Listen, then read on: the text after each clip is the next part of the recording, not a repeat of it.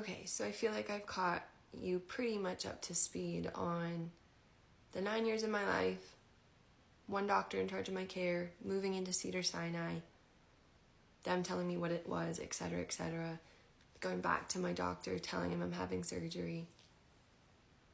And now we're really at the surgery part. So surgery morning, it was an early morning, 5 a.m. I remember being so calm.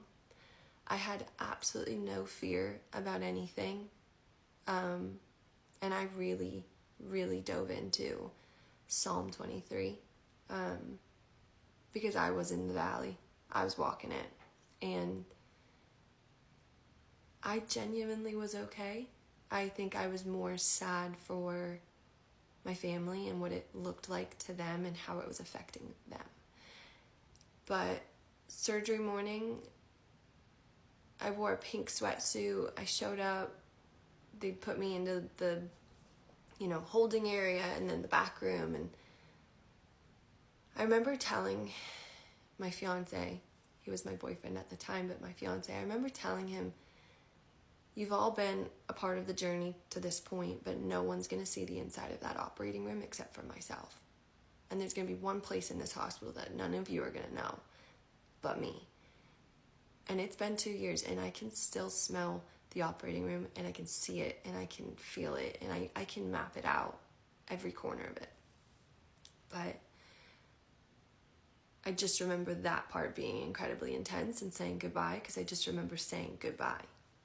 Like, I'll see you soon. And I kept thinking, I'll see you soon. Because for me, it was 5 minutes. Surgery was, 6 hours? For them, it was the longest morning of their lives. For me, it was 5 minutes. You're put to sleep.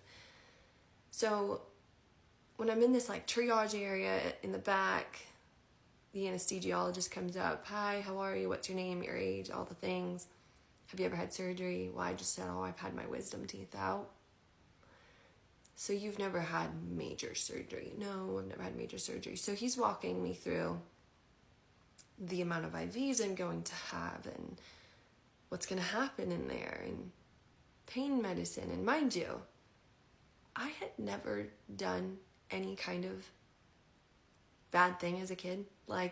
Never drank, maybe once or twice at home with parents. I was never a drinker, never dabbled in the drug world. So him telling me all of these drug things and medicine that was about to go into my body was so foreign for me. I was so innocent and so pure, and I just remember being like, okay, great, sign me up, put 7 IVs. I was so not afraid. And then my surgeon came in and he said, I remember that morning, because the day before I had that big scan to map everything out in my brain. And his main concern, because it had grown November to February, was, has it now grown February to May, which was surgery.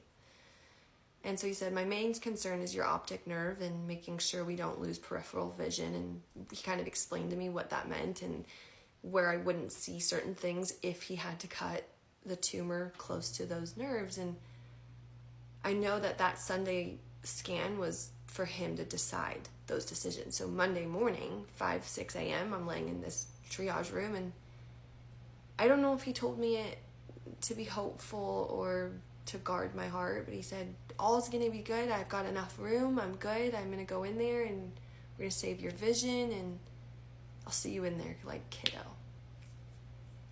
And he walks away, and I said my final goodbyes, and I remember being wheeled in, and call it a defense mechanism, call it a coping mechanism, but I'm laying in there utterly disappointed.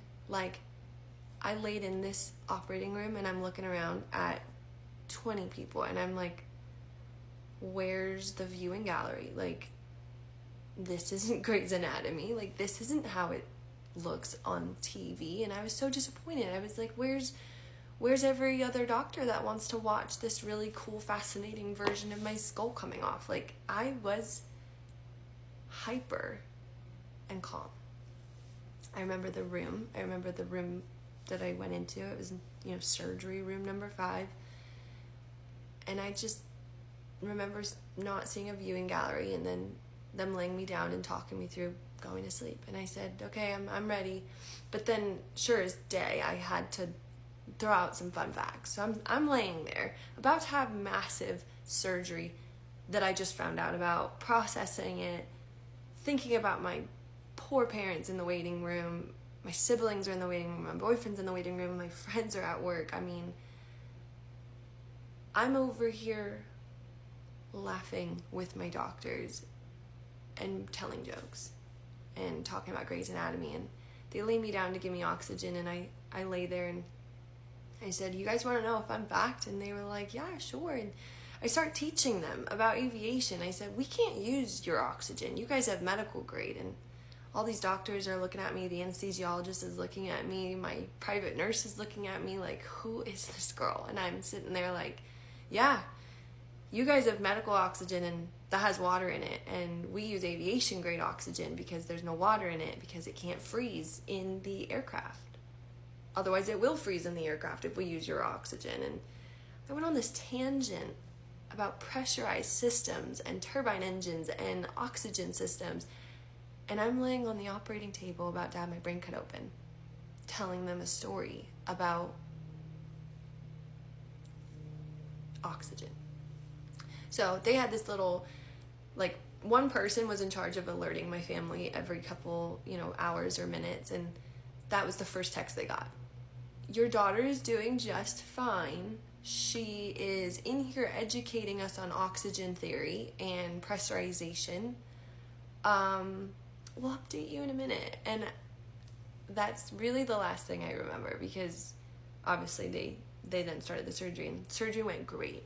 They got the entire tumor out, which is extremely successful for my diagnosis.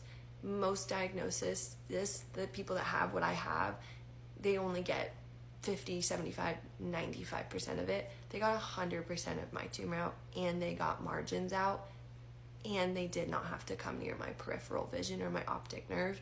So when I woke up, full vision, full everything, and I was told we got it all. So in my head, okay, great. They got it all. The FA is going to love it. I'm still asymptomatic, never had a symptom. I can go back to my career. Like, this is also great.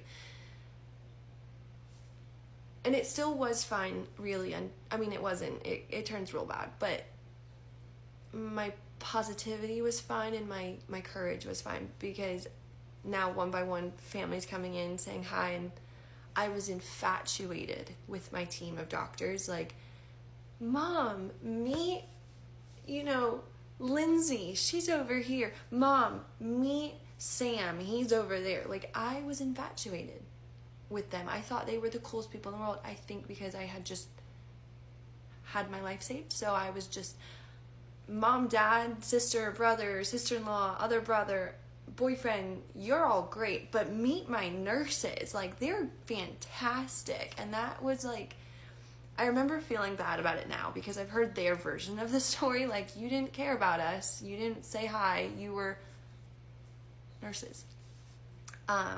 But I then started the theory of, why are you here?